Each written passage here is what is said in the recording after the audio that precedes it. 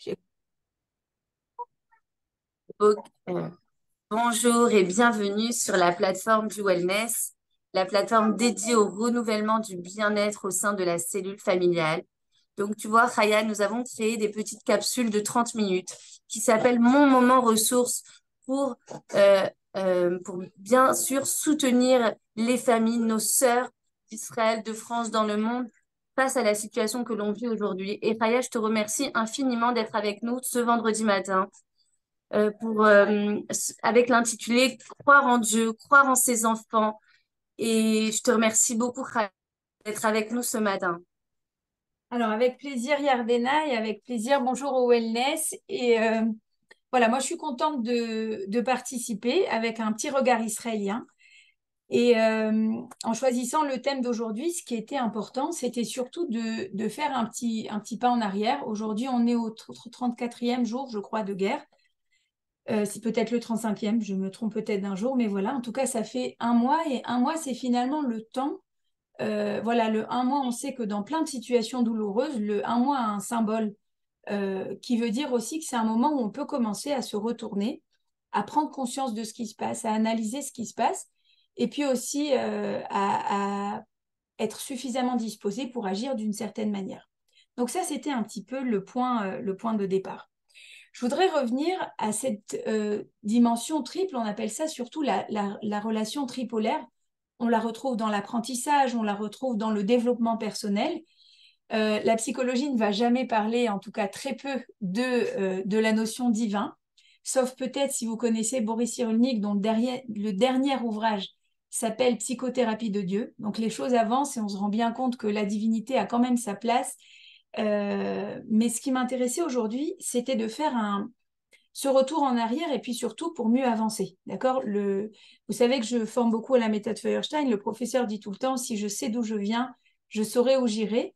Donc se replonger un petit peu dans toute cette période qui vient de s'écouler. Alors, on va commencer toujours par soi, parce que le changement, la médiation, tout ce qui est dans la transmission, ça commence toujours par soi-même d'abord. Alors, moi, c'est ces trois éléments. C'est ce que je pense, c'est ce que je ressens, et c'est aussi ce que mon corps sent. Il y a toujours ces trois dimensions qui interviennent, donc les émotions, la pensée, c'est ce qu'on appelle la cognition, et puis les sensations du corps. Si on devait mettre un langage à chacune de ces dimensions depuis le 7 octobre, on verrait que ce langage, il est confus, il est parfois mélangé, et ça vaut la peine pour nous, les mamans, pour nous, les femmes, mais aussi pour nous, les professionnels, de distinguer ces trois langages et de les mettre en mots. Alors, le langage de ce que je ressens, comment on se sent ces derniers temps? Si je devais vous poser la question, quels mots on mettrait dans les émotions? Alors, on a eu peur le 7 octobre, on a eu mal le 7 octobre, on a eu la peur, on a eu la douleur, on a eu l'effraiement, on a eu l'inquiétude, on a eu la terreur, on a eu tellement de choses qui nous ont surprises, désagréablement surprises, une guerre soudaine, une guerre imprévue, une guerre dans un jour tellement complexe, le jour de Simchat Torah. C'était le jour où on devait danser avec la Torah, c'était le jour où des gens dansaient, que ce soit à des fêtes ou que ce soit dans la Torah, c'était un jour de danse. Et on a eu toutes ces émotions qui nous sont tombées dessus. Donc des émotions tout à fait opposées à ce qu'on était disposé a priori à ressentir, des émotions où tout un pays a priori était en fête, était en congé, appelez ça comme vous voulez, mais des émotions qui étaient très contradictoires avec notre prédisposition. Ça, c'était le langage émotionnel. Le langage des pensées. Les premières pensées qu'on a eues, et là je vous parle d'ici, mais je suis sûre que ce sont les mêmes pour tout le Ham Israël, quel que soit l'endroit où on se trouvait, c'était des questions. Qu'est-ce qui se passe? Qu'est-ce qui arrive? Qu'est-ce qu'on nous dit? Une grande incertitude de nouveau, mais des questions cette fois logiques. Où se trouvent mes proches? Est-ce qu'ils sont en danger? Qu'est-ce qui leur arrive? La question du qu'est-ce que, du raisonnable, ce cerveau préfrontal qui parle. Ça, c'était le premier questionnement. Ensuite est arrivée la prise d'informations réelle cette fois, puisqu'on a ouvert nos téléphones, puisqu'on a commencé à avoir de l'information, à vouloir s'informer. pour comprendre et analyser ce qui se passait. Mais on n'était non plus pas prêt à recevoir ces informations parce que ça dépassait de très loin le pire cauchemar qu'on avait imaginé. Et là, de nouveau, les pensées qui nous ont assaillis sont des pensées, cette fois, très particulières, des pensées d'isolement. Encore une fois, on est seul, on est isolé. Des pensées d'incertitude. Combien de temps ça va durer? Qu'est-ce qui se passe aujourd'hui? Quand est-ce qu'on va entrer en guerre? Combien de temps cette guerre va durer? Est-ce qu'on va retrouver une routine? Est-ce qu'on va pouvoir rester là où on est? Est-ce qu'on va pouvoir continuer à retrouver tout ce qui nous rend serein? Toute cette incertitude-là, mais cette fois face à des questions tout à fait raisonnables, tout à fait objectives, des vraies pensées qui nous assaillent. Et puis le corps a commencé à parler lui aussi, parce que vous imaginez bien qu'il y avait les nuits sans sommeil qui se sont accumulées, il y a certaines images qui nous ont largement heurtés, il y a certaines photos, certaines vidéos qui nous ont bouleversés, et là le corps a commencé à parler. C'est des nuits d'insomnie, c'est des journées d'inquiétude, et on s'est retrouvé face cette fois à des sensations très particulières. Les sensations, c'est ce ventre noué, c'est ces muscles contractés, c'est par exemple ces sensations de chaud, de froid ou je ne sais pas ce que j'ai, c'est cette agitation, c'est tout ce qui rentre dans le stress, c'est tous ces éléments-là. Et c'est là où on voit que finalement notre triangle est toujours une dynamique entièrement liée. Ce que je pense, mes émotions, mes sensations, tout est imbriqué, tout est lié. Et aujourd'hui, on a suffisamment de recul pour se dire qu'on peut reprendre peut-être pas le contrôle des choses qui nous entourent. Je ne peux jamais changer l'événement, mais je peux toujours changer la perception que j'ai du même événement. Alors la guerre, c'est jamais un événement agréable, c'est toujours un événement douloureux. Mais c'est dans la douleur que nous allons voir à quel point nos forces de résilience sont incroyables. Et je vous invite d'abord à commencer le travail avec soi.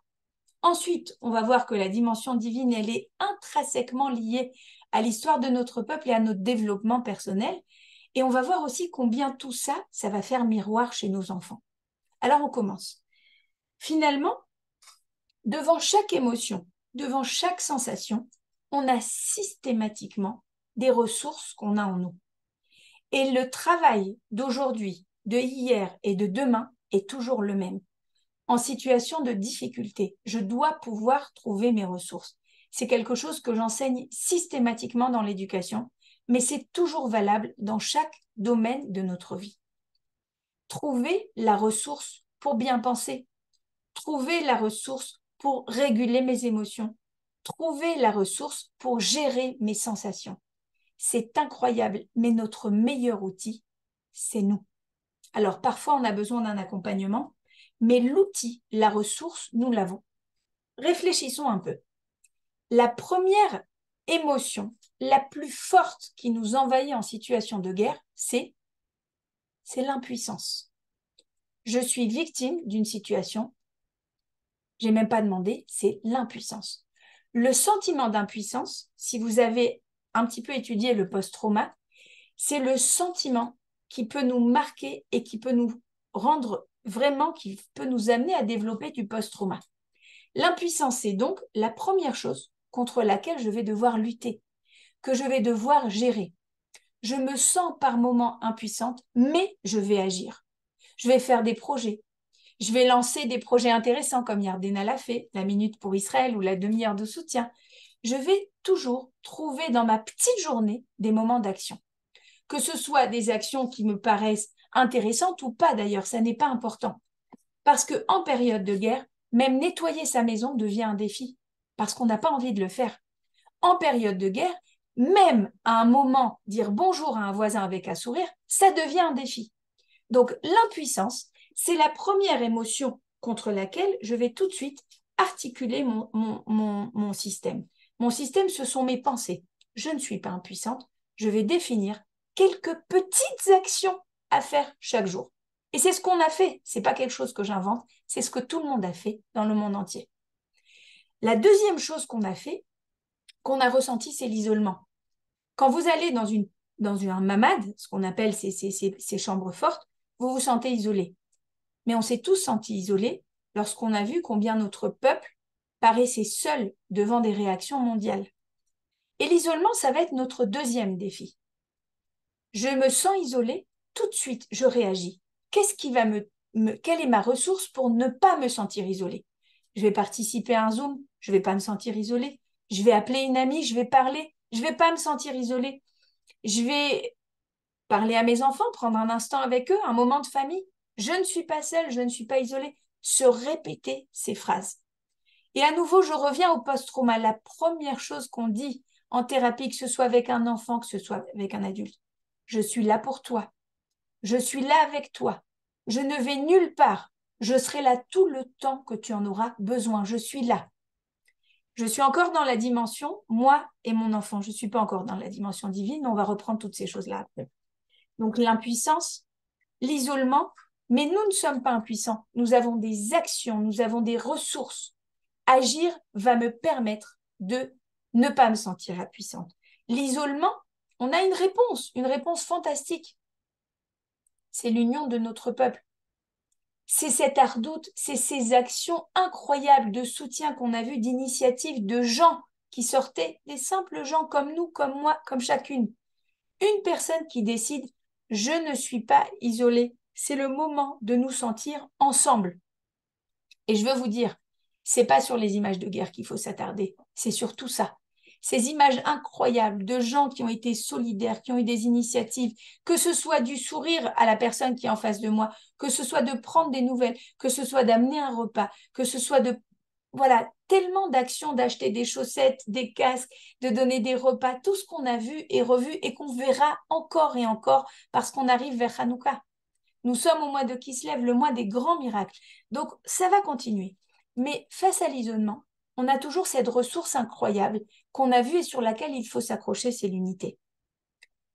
On a eu ensuite ce danger qui nous accompagne, ce danger qui nous réveille tellement de sensations. Et devant ce danger, on a encore une ressource. C'est cette assurance, c'est cette fierté. Et je vais parler un peu plus tard, c'est ce sentiment d'appartenance à quelque chose qui a dépassé l'histoire. Je crois que c'est Descartes qui disait, je ne suis pas sûre que c'est lui, mais que finalement l'existence du peuple juif est une existence que la physique ne peut pas expliquer. Ça n'est pas explicable. Pourquoi? Parce qu'à un moment, on voit que cette unité, ça va être une ressource incroyable dans laquelle nous allons puiser les forces de continuer. Continuer malgré tous les événements qui nous perturbent. Devant le danger, alors je veux vous dire, quand on est en danger, la réflexion, la réaction normale, c'est de s'abriter. Alors oui, il y a les abris, ces fameux mamans. Oui, il y a des chambres fortes, mais nous avons en nous des chambres fortes, chacun, chacune.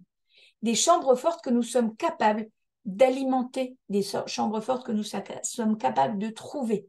Ces chambres fortes, quand nous allons parler à nos enfants, elles vont passer. Quand mon enfant me regarde, il nous observe, il nous regarde et il nous imite tout le temps. Même en situation de stress, il nous imite. Et c'est pour ça que je suis la première personne qui va pouvoir développer cette sensation, ce qu'on appelle de bitachon, de croire. Le bitachon, c'est aussi, Yoshev la betach en hébreu, c'est aussi celui qui est assis dans la tranquillité, dans la sérénité. Alors c'est très difficile de se sentir serein dans une situation où on est plutôt mis à mal. Mais nous sommes capables, malgré tout, de trouver et de créer des instants de sérénitude dans un moment de bouleversement intense. Et encore une fois, ça ne dépend que de notre conscience, ça ne dépend que de notre volonté. Si je suis consciente que je suis capable de retrouver, de recréer des instants de sérénité, alors je vais pouvoir faire des travaux manuels avec mes enfants dans une chambre forte. Je vais pouvoir faire des travaux manuels de la cuisine, mettre une musique dans ma maison, même faire des devoirs, même apprendre quelque chose d'intéressant, même raconter une histoire dans une situation incertaine. Je vais retrouver ces rituels dont mes enfants ont tant besoin et qui sont structurants. Donc vous voyez, ça commence toujours par soi. Ne pas se sentir impuissant. Réveiller en nous cette capacité d'action. Ne pas se sentir isolé. Réveiller en nous cette capacité d'unité, que ce soit au sein d'une famille, que ce soit au sein d'une communauté, que ce soit au sein d'un milieu professionnel, peu importe. Réveiller en soi ces événements. Ne pas se sentir en danger. Réveiller en soi cette capacité de sécurité, de protection. Nous pouvons protéger nos enfants, pas de tout, mais nous pouvons leur donner le sentiment de sécurité. On continue. L'incertitude vient essentiellement des questions rationnelles que nous nous posons. On s'inquiète pour notre profession, on s'inquiète pour notre capacité à pouvoir continuer à travailler, on s'inquiète pour la vie, on s'inquiète pour la santé, on s'inquiète. S'inquiéter, c'est un phénomène assez connu. L'incertitude vient très souvent de pensées qu'on va se dire, des pensées qui nous paraissent très logiques et qui vont finalement faire monter en nous ces sensations pas forcément agréables. Alors devant l'incertitude, là encore, on a une arme incroyable. C'est tout ce qu'on appelle la pensée positive, c'est tout ce qu'on appelle la pensée optimiste. En hébreu, ça se dit Machasheva Chayovit. C'est aussi être très alerte et très connecté à nos pensées. Ne pas nous laisser envahir par des pensées. Je suis capable de mettre un écran virtuel dans ma pensée pour contrôler ces pensées-là. Je pense donc je suis, disait Descartes, mais sachez que ça peut aller beaucoup plus loin. Si vous êtes connecté à ce que vous ressentez, à vos émotions, à vos sensations, vous allez aussi pouvoir réguler toutes ces pensées qui nous reviennent et qui nous oppressent par moments. Il y a encore autre chose. Quand on veut se protéger, qu'est-ce qu'on fait? On se replie sur soi. Encore une fois, une réponse naturelle. On peut replier les épaules, on peut protéger en se repliant sur soi, on peut s'abriter dans nos maisons, on peut rester à l'intérieur. Et là encore, on va avoir une invitation, cette fois qui est de dire se reconnecter. Et c'est là où je voudrais revenir à la dimension, cette fois, croire en Dieu.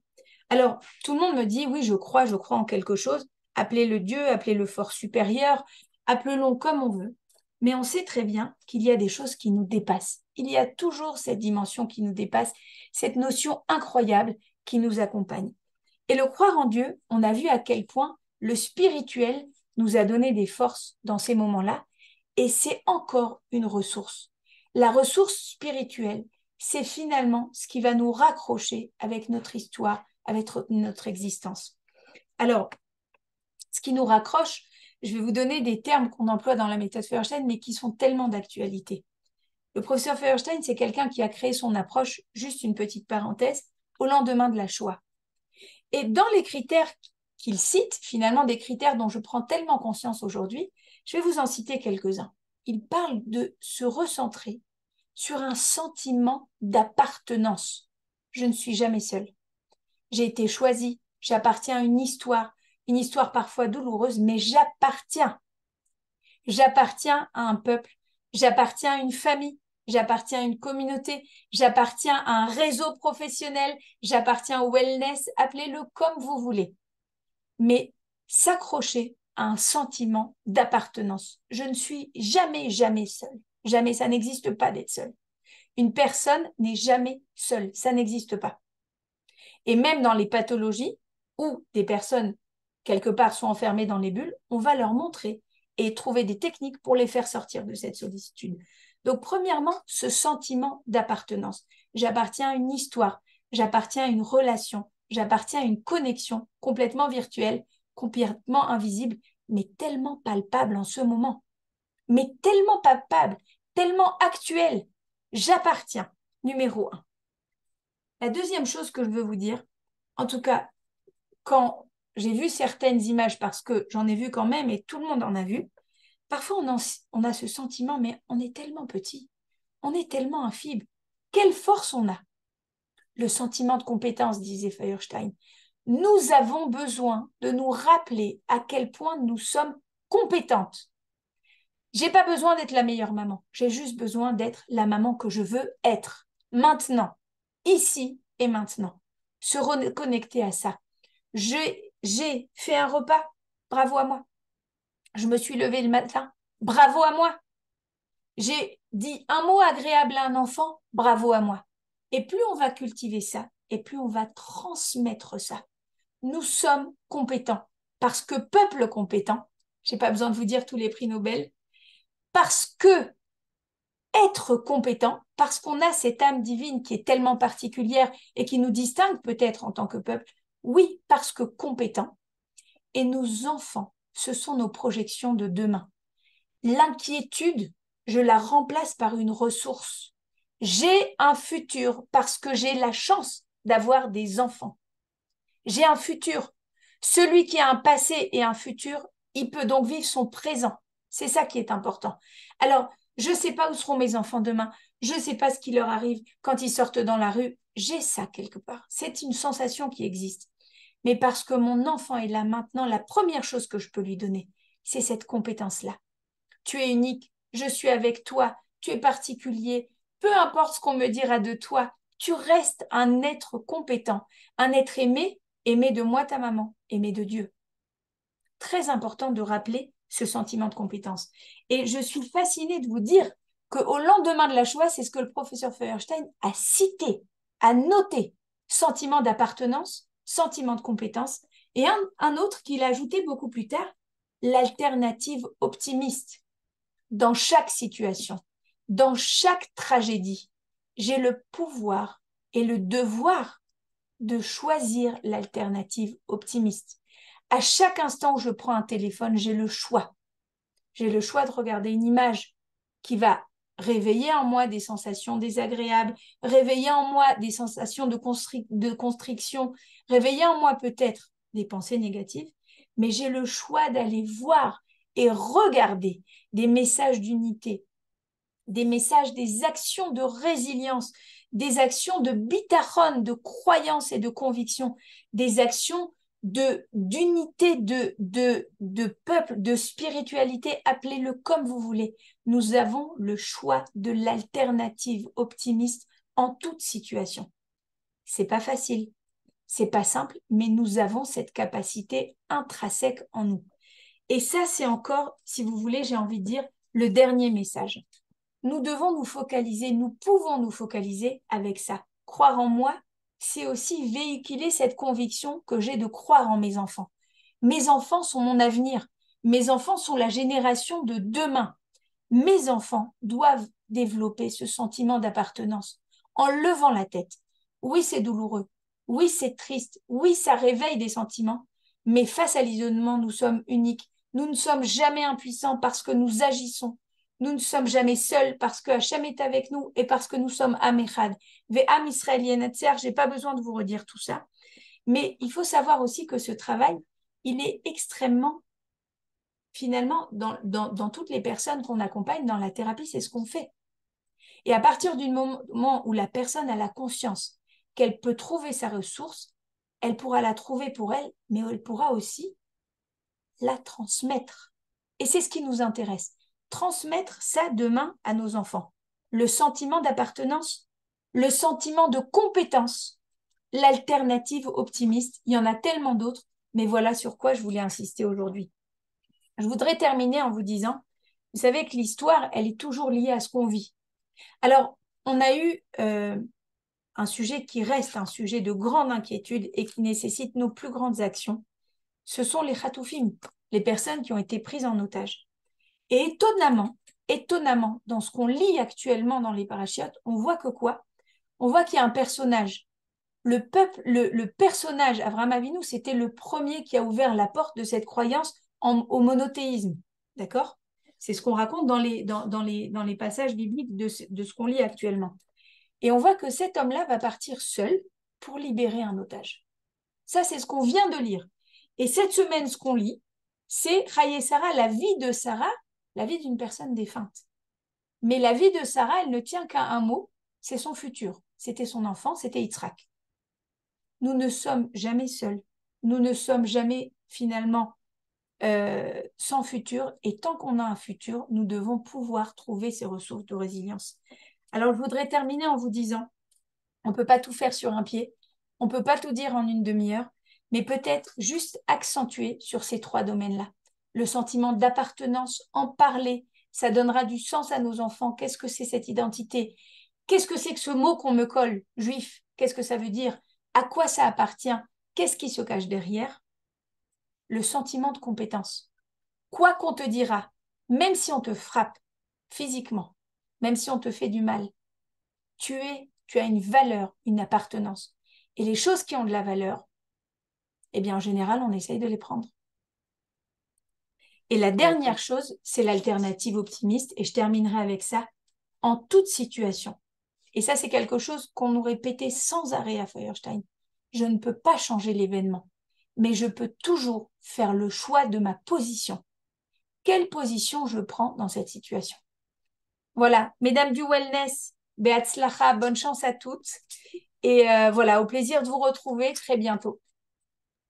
Aya, merci infiniment. Vraiment, j'ai l'impression que tu as répondu à des questions que j'avais à l'intérieur personnellement et je suis sûre à toutes les mamans qui t'écoutent. Ces mots forts que tu nous transmets ce matin, ça, vraiment, ça m'a rempli. Merci Hachem d'avoir des personnes comme toi qui nous comblent et qui nous guident. Si Dieu veut, par ces mots-là qui font partie d'une chaîne, que toutes les mamans puissent retrouver leurs enfants, Bezrat Hachem, que ce soit les mamans des otages, les mamans des soldats, et que ce soit les mamans endeuillées, qu'avec le dévoilement de Dieu, si Dieu veut, on puisse tous se réunir avec notre Père, qui est Hachem, avec la venue de Mashiach. Merci beaucoup, Chaya. On puisse tous transmettre ces messages forts à nos enfants d'appartenance, qu'on appartient à un peuple unique, d'être fier de sa judaïté et de tout ce que tu viens de nous dire. Merci beaucoup, Chaya. Et Bezrat Hachem, que des bonnes nouvelles. Yardena, tu arrêtes l'enregistrement?